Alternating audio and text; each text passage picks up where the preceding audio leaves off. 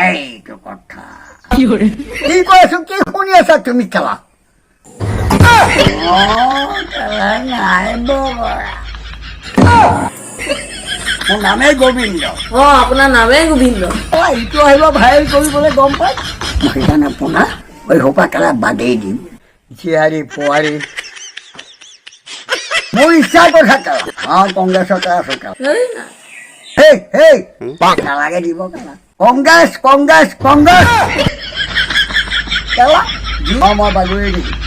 মোৰ নামেই গোবিন্দ সেইটোক বিচাৰি পুকুৰত কেলা হুলঙা মাৰি ফুৰিব no, no, no, no.